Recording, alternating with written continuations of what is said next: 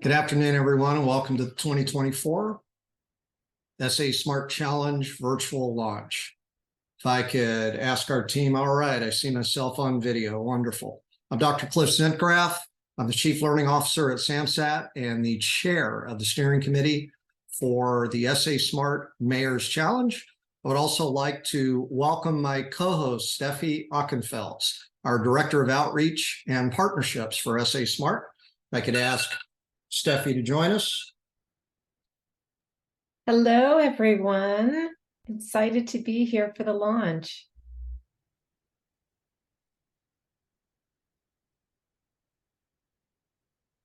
In 2023, the SA Smart Challenge served 205 students. We are entering the 7th year of the SA Smart program, and on your screen, you can see a number of the topics that we have covered through our time running the SA Smart Challenge, and we are thrilled that you have joined us here today. We want to make a special welcome to the students, to the educators who are joining us today, also to those of you who will be watching this later as you prepare to register and to join the SA Smart competition for this year. So I am pleased to announce that this year's topic is environmental quality in San Antonio. And if you will permit me to read to you this year's challenge, we wish you to propose a product, service, or strategy that improves how we in San Antonio take care of and use San Antonio's natural environment. As we always do in the SA Smart Challenge, we urge our students, our teachers, all those participating to keep an eye open for challenges that you see in San Antonio. We urge you to localize the challenge to our city, to your schools, to your neighborhood, to things that are relevant to you in your life. Once you pick that challenge, you are going to be participating in a research and pitch deck competition that is related to STEM, it's related to research, civics, and entrepreneurship. So I regret to let you know today that our mayor is under the weather and he will not be able to join us today. Nevertheless, we have 2 leaders of our city who have joined us, and we're thrilled you are here. I'd like to begin by welcoming Mr. Homer Garcia III, the Director of Parks and Recreation at the City of San Antonio. Mr. Garcia, welcome to the SA Smart Challenge virtual launch for 2024. Please say hello to our audience. Hello, good afternoon, everybody. Thank you for the invitation and excited to join you today. And our second guest is Ms. Julia Murphy. She is the Deputy Chief Sustainability Officer for the City of San Antonio. Ms. Murphy, if you would do the same. Hey, everyone. Excited to be with you here today and learn about what you're going to be working on this year. Thanks. All right, wonderful. I want to give a special welcome to you both. And I have the privilege of asking the first question. And our first question is, last year's SA Smart finalists, by the way, that is student voice. We're giving our students voice in our competition all the way down to choosing our theme, suggested both parks and pollution/environment as topics. And these 2 topics form the basis of 2024's challenge. We would like to know what you, in your roles, see as our biggest challenge in San Antonio in these areas, and also how these 2 topics are related to one another. Mr. Garcia, I'll direct that to you first.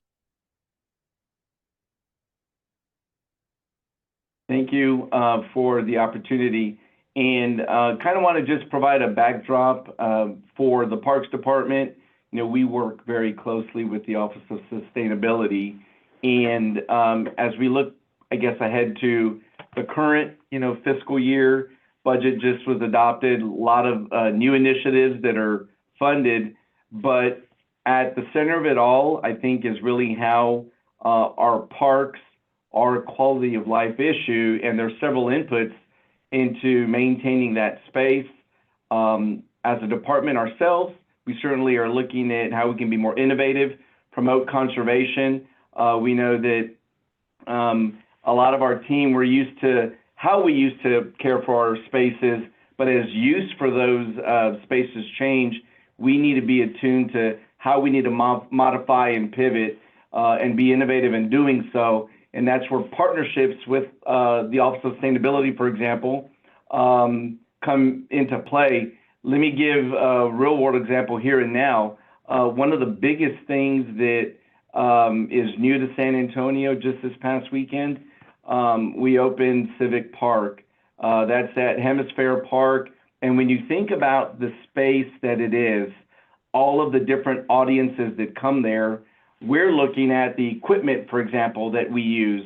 People want to come to green space and enjoy, read a book, be active, and it's a lot easier to do that when we're using equipment that is electric, as opposed to gas-powered blowers and trimmers that really have been probably the bread and butter for how we did things for so long. Well, that's changing, and that's one example of being a living park system that I offer to the group in response to really what I think the community expects. But I'm certainly open to learning through this process and making sure that we're bringing forth our best efforts every step of the way. Excellent, Mr. Garcia. Thank you so much for that. Ms. Murphy, if you'd like to comment on that question as well, go ahead. Yes, absolutely. And I'm a parks lover, so we are so privileged in San Antonio to have such a wonderful park system that suits all needs. We have civic parks, we have urban parks, we have natural areas that you can go and just get lost in nature. But to answer the question, we depend on our natural resources for our very livelihoods and our well-being. And therefore, it behooves us to protect those natural resources so that we can have a life that's worth living. So that includes our water, our air, those are obvious, but also our soil and that grows our food, and our trees and our tree canopy, obviously. So some of the big things that the city of San Antonio is also working on and that is taking very seriously is improving our air quality, because we live in a big city and we're emitting harmful pollutants that affect human health. So some of those pollutants are invisible and you can't even see them, but especially for people that have lung problems or maybe very young children or very old adults are particularly susceptible to polluted air, which again, you might not even know that you're breathing. So we want to make sure that we're cleaning up things like our transportation sector, like Homer mentioned, going more towards electric choices that don't produce emissions. We're also really concerned with the increasing heat in our city. We call that the Urban Heat Island, or UHI. Our city council and all the elected leadership are very concerned about this because we are a giant city and we, live here. We want to live here and work here. A lot of people work outside, think about playing outside. Increasingly, that's going to become more and more difficult unless we get a handle on our heat and try to mitigate that. And that's where the beauty of our parks come in. That green space helps to cool our urban settings. And that's why we also want to protect our natural resources, our plants, but our plants need water and clean air to survive just like we do. And then I want to mention one more thing that maybe you might not think of if you're living in the city. Our city depends on the rural setting around us from where we get our food, where our food is grown.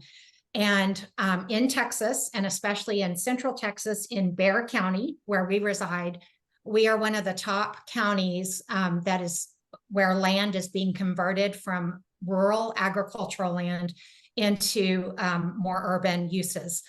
And that's, all well and good. It contributes to a strong economy, but we need to balance that out and make sure that we're not growing exponentially and not taking care of those lands that also take care of us. So if any of you are interested in local food security, think about that and think about how our natural resources are really, really impactful and necessary for us to feed ourselves. One last thing before I turn it back to Dr. Zentgraf. Our office, the Office of Sustainability, has our city's climate action and adaptation plan. and all of the things that you'll be working on through the challenge contribute to mitigating for the global warming that we are experiencing now. So you're doing good. I appreciate you being part of this challenge. Two quick follow-ups. One specifically for you, Ms. Murphy. That climate adaptation plan, is that part of the SA Tomorrow plan, or is that a separate document? That's a great question. The SA Tomorrow plan was an all-encompassing big planning effort for the city some years back. Right after that, we had a sustainability plan come out of that effort, and immediately started working on climate planning, because at that time, the world was putting focus on this existential issue that we were all going to be grappling with globally. So we went from SA Tomorrow immediately into the climate planning process.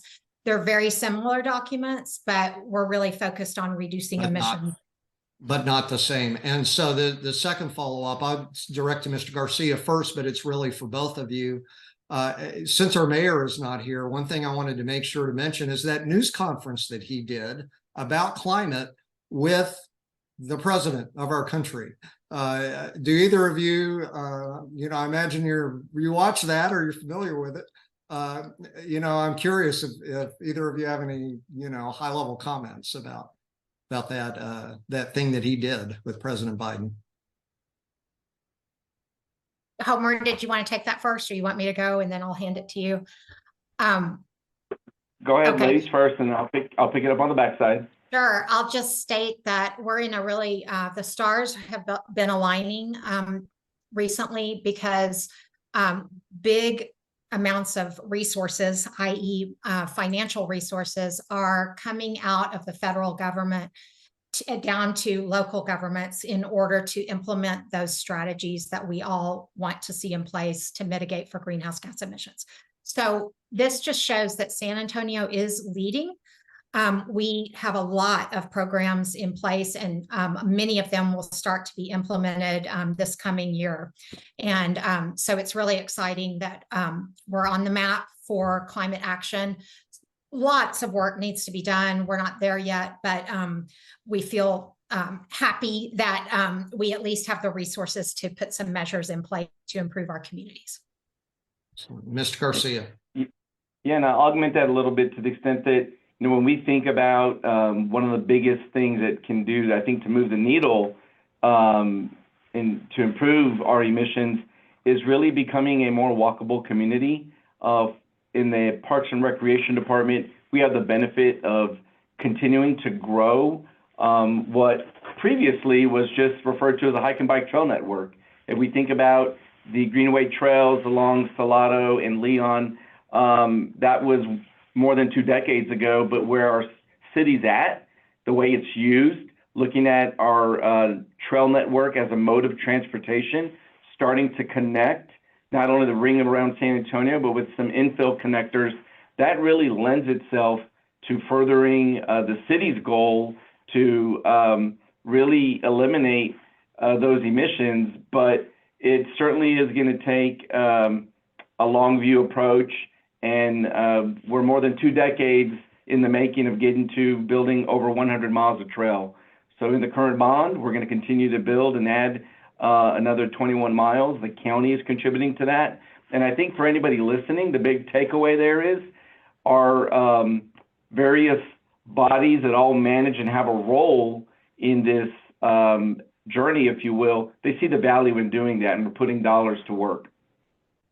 Excellent. Thank you, Mr. Garcia. You both are making me feel good about the fact that we combine these two topics under the one challenge. So with that said, I'd like to invite Steffi Ockenfels to take us to the next question. Thank you, Dr. Cliff. I was really struck by something that you said, Mr. Garcia, about employing innovative approaches to park maintenance, and the wellness aspect, the multi uses of green spaces for health, for wellness, recreation. In particular, can you elaborate on what the Parks and Recreation Department are doing to mitigate environmental impacts. And specifically, do you have any big plans for the upcoming 2024 calendar year that you can share? Absolutely. So with the current fiscal year that just began October 1, the City Council adopted our largest tree fund program ever, just shy of $12 million in tree investments in our community. And the easiest way to, I guess, give that some more context, that is the city departments like Parks and Public Works working together to put trees where they're needed, putting them to work to capture all of those environmental benefits. That means trees are going along sidewalks, in right-of-way road projects. Getting beyond just that, we also have a very robust residential tree planting program. So we're excited to, going back to this upcoming work year that ends September 30 next year, to continuing to have a very focused approach to making sure we're collaborating with our Public Works Department, but then really reaching out to our most vulnerable communities that can benefit from having a large native shade tree planted in their front yard, looking at partnering with CPS Energy. They have a weatherization program. So stacking benefits and programs. So at the end of the day, that resident has the greatest opportunity to realize energy savings and, back to their quality of life, elevate that and make it more comfortable for them. A couple of examples there. What that I'm hearing is that the proposed solution is more trees, and that solution not only can cool your home for shade, but then it's also a means for helping with the heat island effect that Ms. Murphy was talking about earlier, and also trees, the carbon sequestration that trees are able to purify the air. So that's a really huge investment on the city's part that we can see will have individual residential benefits from, as well as schools and businesses and other large corporations. How do you see additional approaches that the students can undertake as it relates to, for example, that proposal for more trees? So we also have existing relationships with various schools and school districts. One of the opportunities for students to get involved is really enlisting school leadership, district leadership, to reach out to the city, partner with us. Some and many are familiar with school parks. Those are parks that exist on school district property with investment from the city and the school to create typically active amenities. But in the case of trees, combating urban heat island, there's a real opportunity to create outdoor classrooms. Think of a little maybe community garden or food forest with trees that create that outdoor learning opportunity that not only talks about the value of trees, but when you think about what behaviors translate into caring for our community green space in those arrangements, the schools maintain those types of amenities, whether it's trees or community gardens, not the city. So I think there's a great way to develop that healthy experience in caring for something so that when you leave school and you're going to go to your neighborhood park, there's that same thought there and opportunity. But I think that's really the best way, is to have schools reach out to the Parks Department to say, hey, I want to participate. I want a community garden in my school or a food forest. So those are just a couple of examples that we found success in and that I think really serve a good purpose as well. I'm going to move us now to questions from our students. If we could run our first student question, please. Hi, my name is Joey, and I walk to school and I walk home from school, and I see a lot of trash in my neighborhoods and many other neighborhoods, and I was wondering if we can figure out a way or a solution to make the qualities of our neighborhoods better. Right, Ms. Murphy, I am going to start with you on that question. Go ahead. Okay, that's a great question. And it starts with awareness.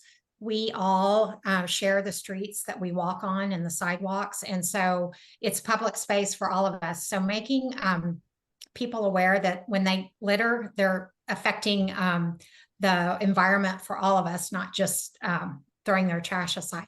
We do have a couple of programs at the city of San Antonio to help people, incentivize them about how they should manage their waste.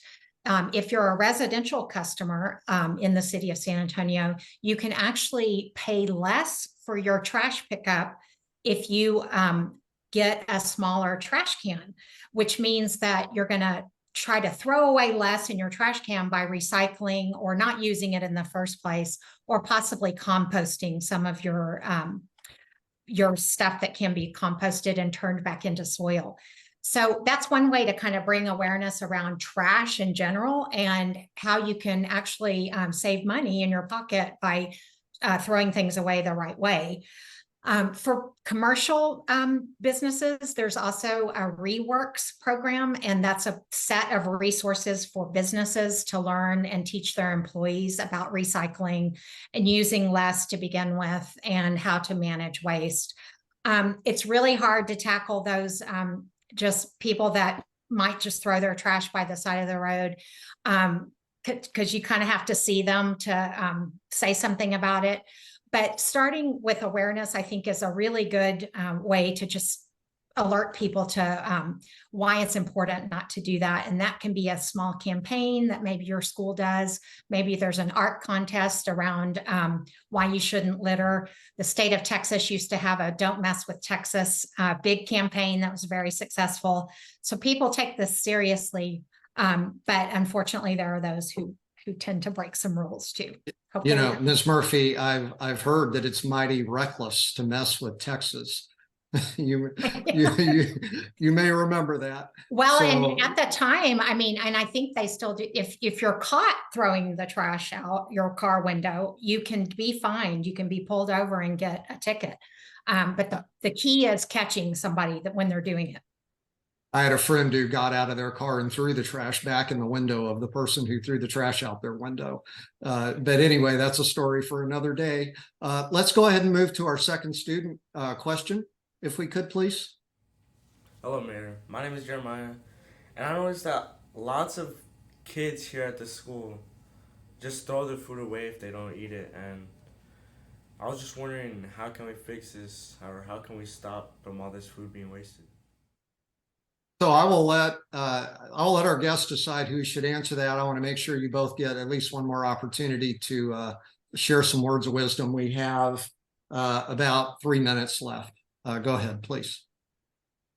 Well, I'll take a quick attempt at that. I think, and really staying on the idea of just awareness, for me, it may be that portions are maybe that are being served are more than what is needed.